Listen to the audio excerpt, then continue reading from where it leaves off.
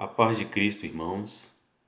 Eu sou o irmão Everaldo e vamos falar um pouco mais sobre a igreja, os seus assuntos e que possamos a cada dia nos enriquecer mais da palavra de Deus, não para querermos saber mais do que os outros, mas para que possamos ter o nosso entendimento segundo o Espírito Santo, porque nós precisamos de crescimento espiritual.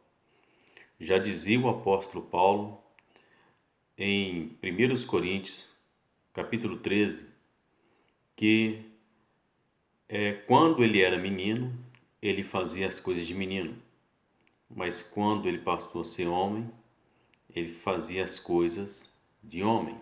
Ou seja, a vida cristã, ela é progressista, é uma progressão. A vida cristã você não pode ter 30 anos de cristão e também agir como um cristão de um ano de convertido.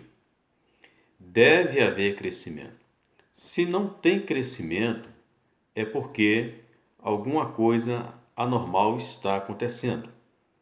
O normal na vida cristã é o crescimento sadio, e esse crescimento sadio é fruto de bons livros.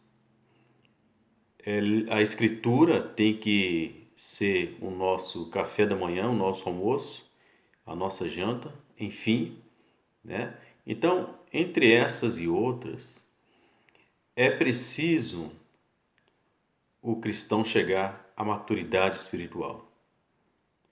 Agora, eu estou aqui trazendo essas palavras, me dirigindo para realmente aqueles irmãos e irmãs que querem crescer na vida cristã e que possa ser de proveito para você e que os irmãos possam, sem sombra de dúvida, entender com o seu espírito, não com a sua mente natural, porque a nossa mente natural, ela faz muitas confusões.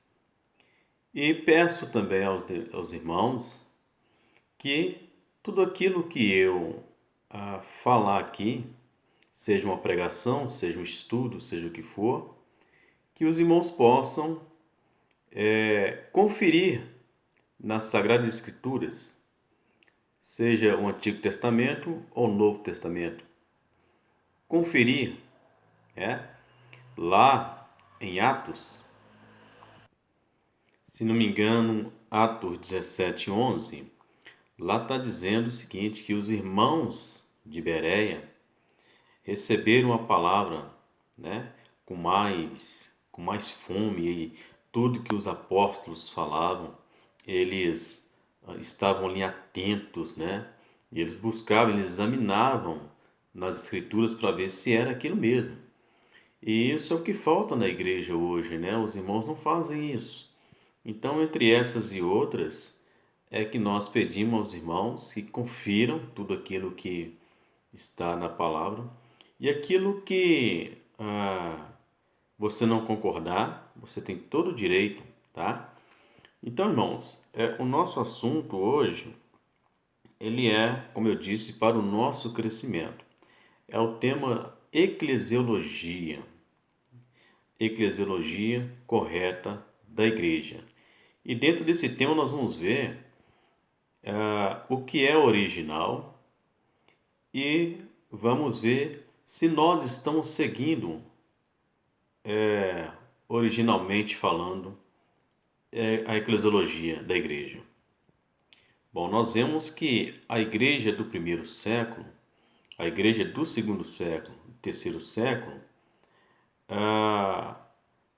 e até o comecinho do quarto século, né, ela ainda estava numa situação de normalidade, se assim nós podemos dizer, no sentido eclesiológico. O que é o sentido normal eclesiológico Isso significa que a igreja ela se reunia da maneira normal, né? Ela se reunia nas casas, ela se reunia por causa da perseguição em cavernas, né? Ela se reunia no monte, enfim. Essa era a igreja do primeiro século, do segundo, do terceiro século e do começo do quarto século. Então, sendo fiel a isso, até o começo do quarto século, a igreja ela não se reunia como uma organização denominacional, né? Ou seja, em outras palavras, com uma placa, e ela também não se reunia nos moldes católicos, como nós vemos aí hoje.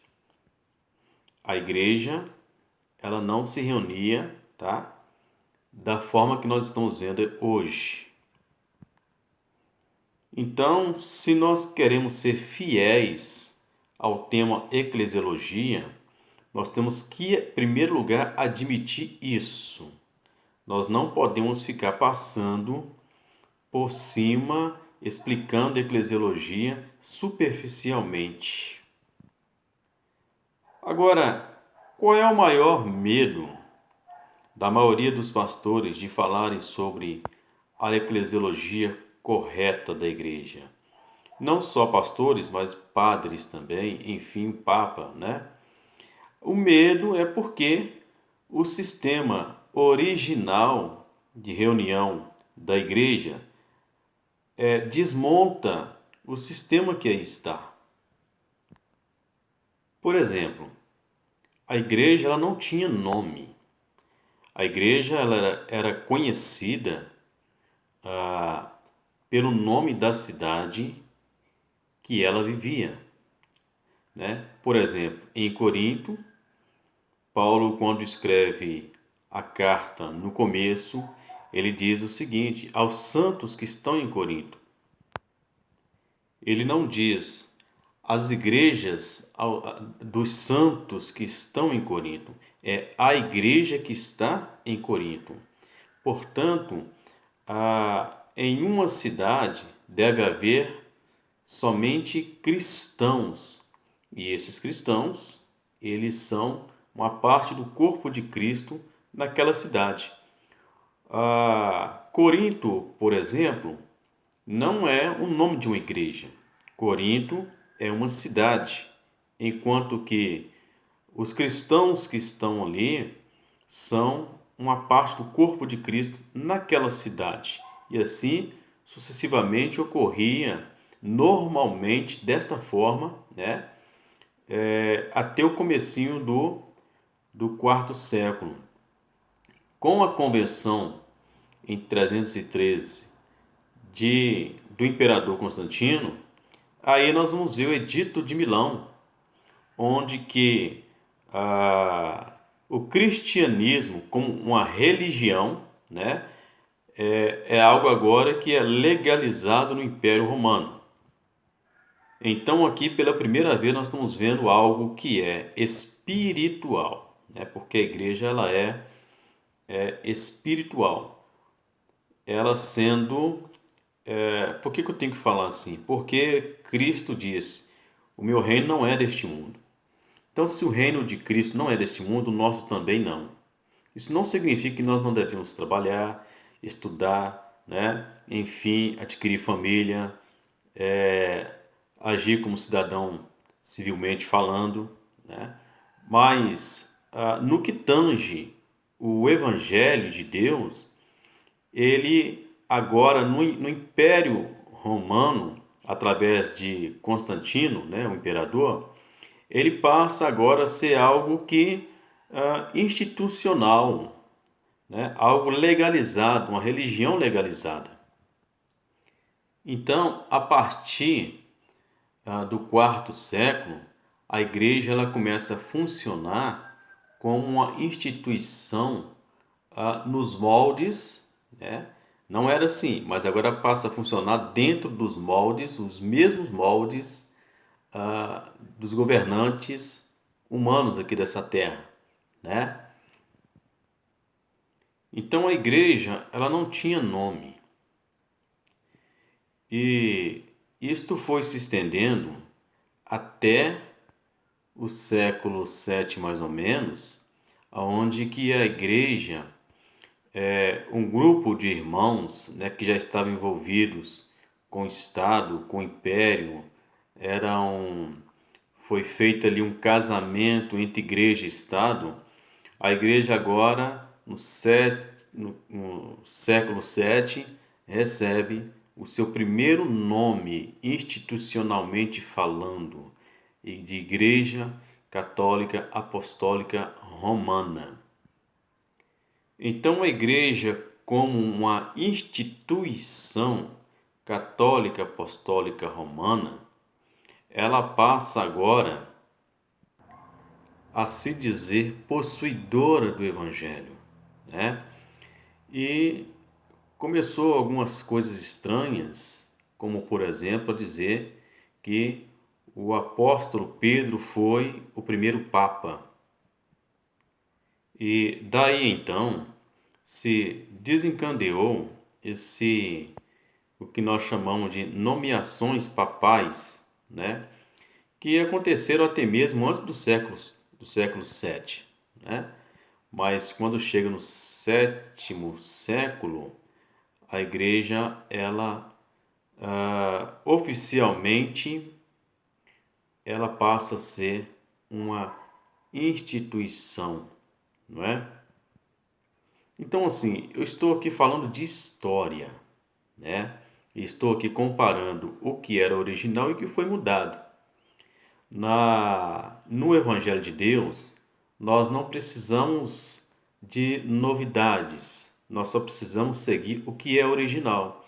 E, infelizmente, o que é original foi mudado para algo que o homem, né, inventou. Então, assim, de fato, se nós queremos realmente saber o porquê dessa confusão hoje de tantas denominações e todo dia abre milhares e milhares de denominações diferentes uma da outra, né? E também o surgimento da instituição católica, nós precisamos, dentro dessa linha cristã, de pegar a história, não é? Então, porque hoje o católico não se dá com o evangélico, né? Dentro do, da linha cristã evangélica, as denominações não se dão uma com a outra. A batista não se dá com a assembleia não se dá com quadrangular não se dá com Deus e amor. Enfim, virou um monte de divisão de irmãos que servem o mesmo Deus, o mesmo Cristo, mas que são divididos pelas respectivas placas denominacionais. Agora, o que nós estamos tratando aqui é se existia essas placas denominacionais e também a instituição católica na época dos apóstolos, né? Enfim, o que nós podemos subtrair da história é que não existia nada disso. Na época dos apóstolos, você não tinha o problema do apóstolo Paulo chegar em Jerusalém e perguntando a Pedro aonde que é que Pedro congregava, qual era o nome da igreja do apóstolo Pedro na cidade de Jerusalém. Logicamente que o apóstolo Pedro iria dizer para ele, mas o que é isso, Paulo? Não existe isso aqui. Todos nós aqui na cidade de Jerusalém somos somente cristãos. Nós servimos o mesmo Cristo, né? E enfim. Então, irmãos e irmãs, se a gente quer de fato avançar e ser fiel no tema eclesiologia, que é o tema de organização da igreja, nós precisamos ser fiéis, né?